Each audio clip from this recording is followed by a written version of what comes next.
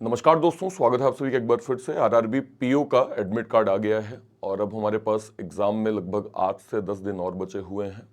ये वो दौर होता है जहाँ पे स्टूडेंट को अलग अलग तरह की एंजाइटीज़ होती हैं। जैसे आप मॉक दे रहे हैं तो आपके मॉक में मार्क्स कम हो रहे हैं, एक्यूरेसी आपकी कम हो जाती है, परसेंटाइल आपका कम हो जाता है, जिससे आप एक स्ट्रेस ले लेते हैं और ये एक कॉमन समस्या है। मतलब आप ये मत सोचिए कि आपके साथ हो रहा है।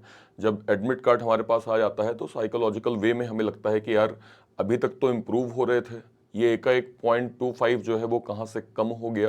तो आज मैं इसका आपको इंस्टेंट सोल्यूशन जो है वो दे देता हूँ, ताकि आप अगले 10 दिन थोड़ा सा अभ्यास प्रॉपर करेंगे तो आपको इसका फायदा काफ़ी होगा। देखिए, सबसे इंपॉर्टेंट चीज़ कि जैसे मैंने कहा आपसे कि 8 दिन बचा हुआ है और मार्क्स आपको कुछ लेवल पे जो है वो डिक्रीज दिख रहे होंगे। इसका सबसे इंपॉर्टेंट सॉल्यूशन अगर मैं फिलहाल आपसे कहूं तो आपको ये करना है कि जिस भी टॉपिक में, जैसे आप कंप्लीट मॉक देते हैं, फॉर एग्जांपल अगर आप रीजनिंग का मॉक दे रहे हैं और आपके सिलॉग में जो है वो कुछ क्वेश्चंस गलत हो गए, राइट, या फिर आपने पजल कुछ मिस्टेक कर दी, मेक श्योर करिए कि आप उस टॉपिक का टॉपिक टेस्ट दें या फिर सेक्शनल मॉक दें।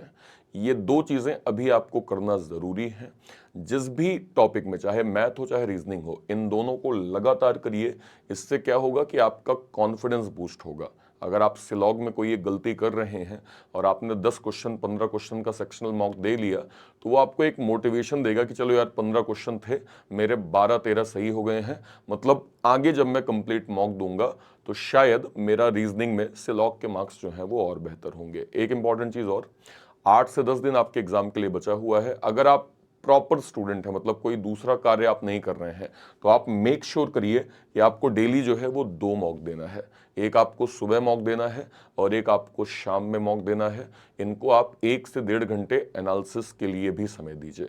तो अगर आपके पास वर्किंग है, कुछ और कार्य कर रहे हैं, तो एक मॉक तो कंपलसरी है, लेकिन अगर पॉसिबल हो तो 2 मॉक भी आप लोग जरूर दीजिए। ठीक है। एक आप लोगों की क्वेरी भी मेरे पास आई थी, इसका भी आंसर मैं थोड़ा कर देता हूं। देखिए, यहाँ पे क्या सवाल है कि सर प्री के मॉक में अच्छे मॉक जो है वो मार्क्स आ रहे हैं, बट मेंस में अटक जा रहा हूं, please guide sir what to do. देखिए, फिलहाल मैं आपसे सिर्फ ये कहूंगा, अभी आप मेंस को पूरी तरह त्याग दीजिए। अब केवल और केवल 10 दिन से कम का समय जो है वो बचा हुआ है। पूरा फोकस अपने प्रीलिम्स में करिए। फिलहाल तो मैं ये भी कहूंगा कि आप अगर करंट अफेयर भी देखते हैं तो अभी आप उसको भी 1 हफ्ते 10 दिन के लिए स्किप कर सकते हैं, क्योंकि आपका होल सोल टारगेट जो है वो अभी मेंस पे होगा।